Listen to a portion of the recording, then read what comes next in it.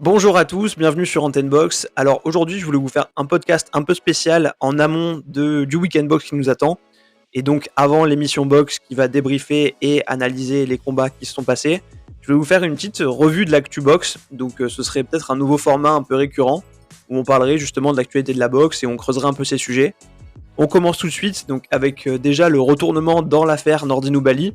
Vous le savez peut-être ou sûrement, Nordin Oubaly, donc le champion WBC français des poids coqs, devait à la base défendre son titre le 19 décembre en affrontant Nonito Donaire.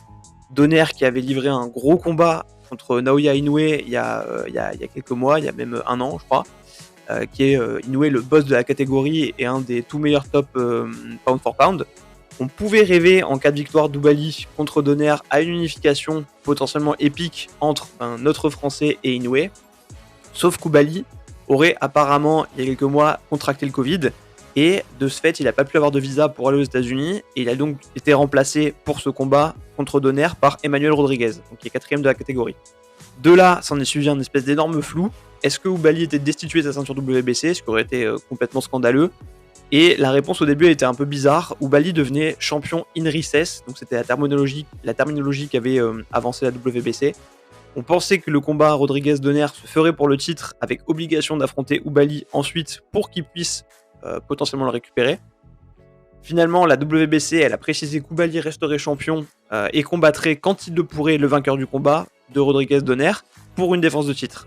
Sauf que maintenant, c'est Donaire qui a attrapé le Covid très récemment et il sera remplacé par un autre adversaire pour une ceinture WBC intérim et Oubaly redevient champion régulier et plus in recess.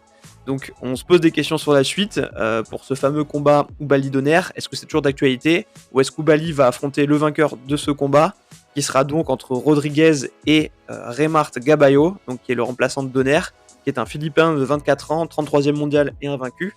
Donc c'est assez flou aujourd'hui sur cette situation. Est-ce qu'on va avoir ce combat-là ou est-ce qu'on va en avoir un autre? En tout cas, ce qui est important, c'est que Oubaly reste le champion régulier et reconnu pour la WBC chez les poids coqs et qu'on peut toujours, je l'espère, avoir un jour, après une potentielle défense de titre, un combat d'unification contre Naoya Inoue. Le deuxième sujet, ça concerne Shakur Stevenson, donc qui se bat ce samedi contre Toka Kanklari et fait son entrée chez les Superplumes. Il a lancé une petite pique à Vasil Lomachenko, qui a récemment lui perdu contre Teofimo Lopez en poids léger, en lui conseillant, je cite, de ne pas descendre aux Superplumes parce qu'il l'expulserait et le battrait pire que ce que lui a fait Teofimo Lopez en octobre dernier. Donc Stevenson, lui, ce qu'il veut aujourd'hui, c'est faire main basse sur les Superplumes. Il veut aller chercher le champion WBC et le numéro 1 de la catégorie, Miguel Berchelt, en 2021, après avoir déjà battu Clary samedi soir. Ses plans, c'est d'abord de s'attaquer au vainqueur du combat entre le champion WBO Jamel Herring et son opposant Carl Frampton, qui sont aussi tous les deux promus par Top Rank. Si Stevenson bat un de ces deux boxeurs, il pourrait ensuite se tourner vers Miguel Berchelt. La question, c'est est-ce qu'un retour de Lomachenko dans une catégorie qui est plus naturelle pour lui, à savoir les Superplumes, pourrait bouleverser ses plans? Déjà, pareil, ils sont tous les deux promus par Top Rank, donc Stevenson et Lomachenko, ce qui ferait que ce combat serait potentiellement plus facile à mettre en place. A noter que Stevenson avait salué la prestation dominante de Lopez contre l'Ukrainien, mais qu'il avait dit qu'au vu de ce combat, il pensait que Lomachenko pourrait pas gagner un seul round contre lui. Donc on voit qu'il est en confiance. On rappelle que Stevenson avait déclaré en avril dernier que Teofimo Lopez n'avait jamais combattu personne comme Lomachenko, voyant Loma gagner contre Lopez. Il expliquait à l'époque que Lopez manquait trop d'expérience pour faire face à un boxeur comme Lomachenko. Donc voilà, il retourne un peu sa veste, mais il montre qu'il a confiance en lui, il fait monter la pression. Moi, ce serait un combat que j'aimerais beaucoup voir personnellement. Après, à date, Stevenson, il a aucun titre, donc je vois pas Loma aller sur un combat comme ça sans rien en jeu, mais ça reste à suivre parce que ça pourrait être quelque chose de super intéressant dans l'avenir. Le troisième sujet, c'est la valse à laquelle on assiste aujourd'hui un peu entre Crawford et Spence. Alors, Crawford et Spence, c'est le combat qu'on aimerait tous voir maintenant que Spence a gagné et a confirmé son retour après son accident, son retour contre Danny Garcia en gagnant le combat avec une maîtrise que je trouvais très très impressionnante. Pareil, j'en parle dans le dernier podcast. On se souvient que Crawford avait dit justement, quand on parlait de ce combat, qu'il n'avait pas besoin de Spence pour son héritage, mais que c'était plutôt Spence qui avait besoin de lui. Alors là aussi, il y avait des débats autour de la bourse Crawford voudrait plus que ce que proposait Spence à ce moment-là. Crawford voudrait du 60-40 pour lui, alors que Spence proposait du 50-50, ce qui est déjà pas mal.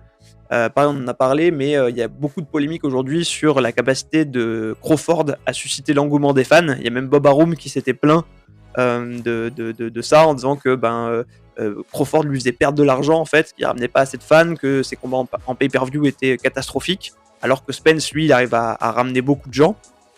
Donc Bob Arum, maintenant, lui-même fait monter la pression autour de Spence Crawford en disant que Spence a peur d'affronter Crawford, qu'il veut éviter le combat alors que eux sont chauds, et que Spence se cache derrière son promoteur Alemon, donc le boss de PBC, donc le promoteur de Spence.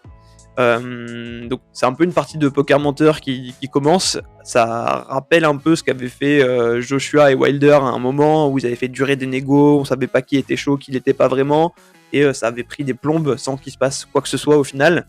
Est-ce que c'est un moyen aussi de faire monter l'engouement autour du combat, et donc peut-être pour Bob Arum de rentrer enfin dans ses sous avec Crawford comme combattant?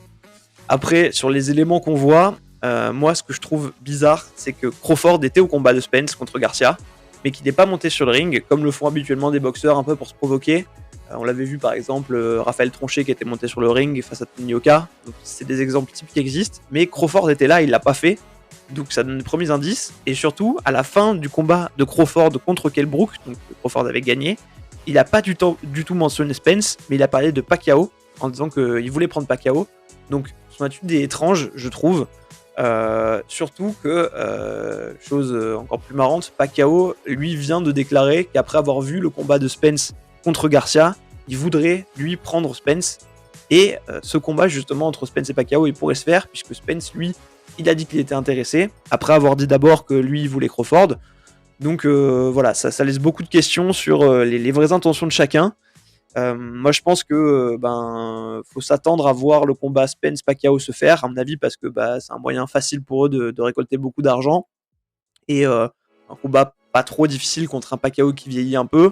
Ensuite on pourrait peut-être voir Spence affronter Vergil Ortiz. Bon, après Spence, je trouve qu'il a affronté toujours des combattants qui sont des mecs dangereux, enfin plus ou moins en tout cas, mais il a pris des vrais adversaires. Donc il pourra affronter Vergil Ortiz potentiellement, et pourquoi pas ensuite monter de catégorie. En tout cas, moi, sur le combat Spence-Crawford, je suis assez pessimiste, je le vois pas trop se faire. Comme on a parlé de Pacquiao, on va maintenant parler de son illustre rival Floyd Mayweather. Donc je voulais pas spécialement parler de ce sujet-là, mais vu que c'était un peu le sujet de la semaine, je voulais un peu donner mon avis là-dessus aussi. Donc Mayweather qui a annoncé qu'il allait affronter le YouTuber Logan Paul dans une exhibition. Donc après McGregor et le kickboxer japonais Tenshin Nasukawa, il va rechausser les gants. Moi, je fais partie de ceux que ça fait vraiment chier de voir des combats comme ça. Donc je vais m'expliquer. Si les youtubeurs veulent boxer, soit ils affrontent de vrais boxeurs et ils font leurs preuves. Après tout, s'ils sont vraiment passionnés, qu'ils s'entraînent et qu'ils boxent, ils peuvent prouver ce qu'ils valent, mais contre de vrais boxeurs à ce moment-là. Soit ils font des exhibitions et de l'entertainment, mais hors du circuit boxe.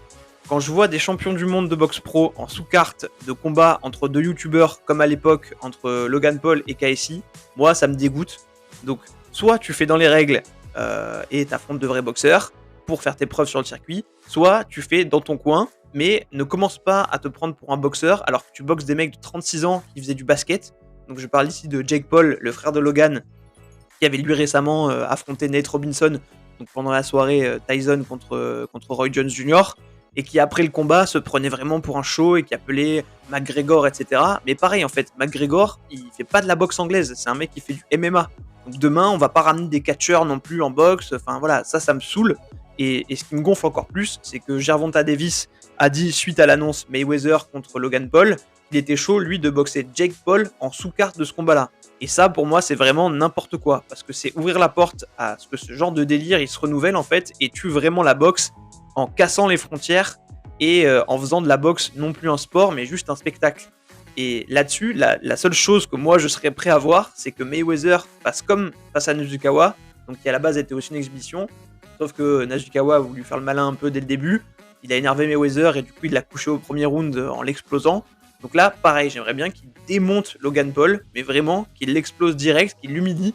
Après, avec la différence de poids, c'est compliqué, mais vraiment, je veux voir une humiliation. Pareil, à la limite, que Gervonta prenne Jake Paul, pour le coup, qu'il le mette KO, qu'il l'explose, Et voilà, pour moi, c'est la seule chose recevable dans ce combat, c'est que ce soit la fin de ce genre de délire.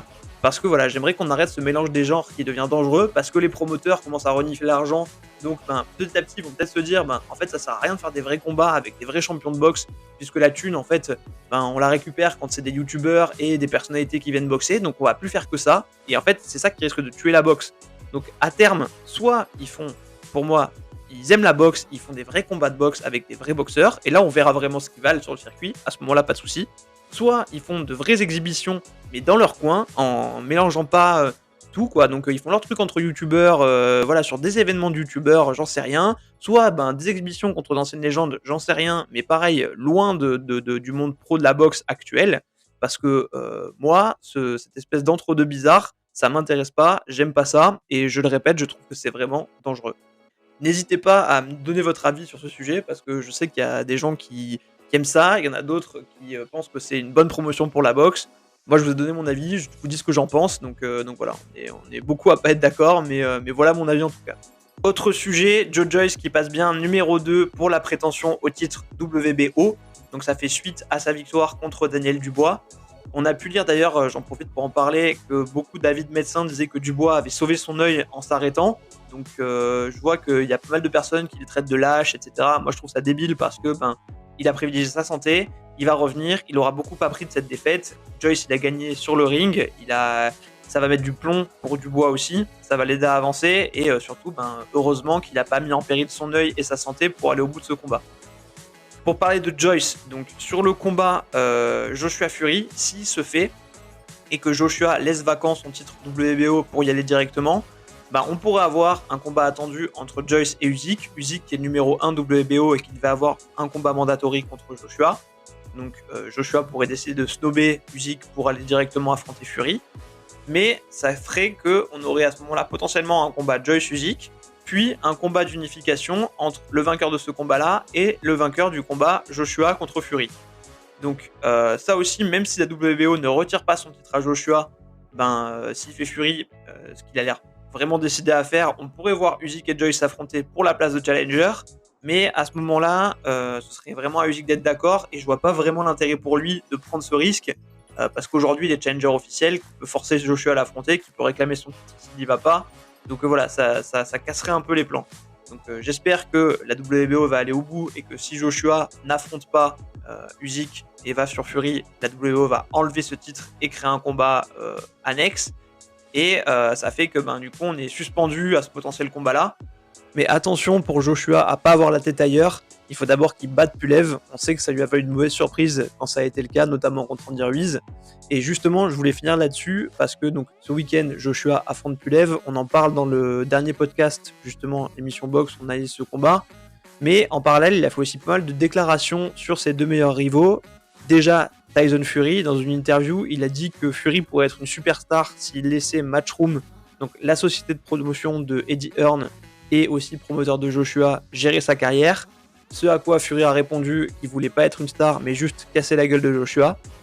Joshua a aussi dit qu'il se tenait prêt à affronter Wilder quand il le souhaiterait, et que la proposition qu'il lui avait fait et que Wilder aurait rejeté pour combattre Fury, donc c'est ce que Wilder aurait dit dans une vidéo, donc où il revenait sur le combat contre Fury, que Fury voulait pas l'accorder un troisième combat. Wilder disait qu'il avait refusé un combat contre Joshua pour pouvoir l'affronter lui, donc il demandait à Fury de tenir ses engagements. Donc voilà, cette promesse-là de Joshua, elle tiendrait toujours. Ça reste moins un combat que j'aimerais bien voir, mais peut-être après que Wilder se soit un peu remplumé en ayant fait le plein de confiance.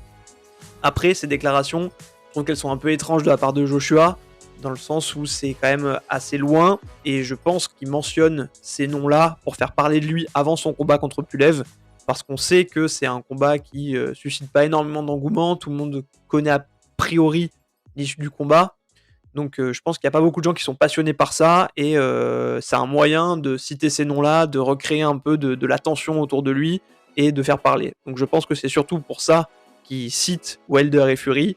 Je pense pas qu'il y ait une réelle intention derrière, mais à voir. En tout cas, pour Fury, déjà dans l'absolu, on aimerait bien voir la chose se concrétiser. Voilà, on a fait le tour de l'actu box qui était assez dense cette semaine. Si ce type de format vous plaît, n'hésitez pas à me le faire savoir pour qu'on puisse le rendre un peu plus récurrent.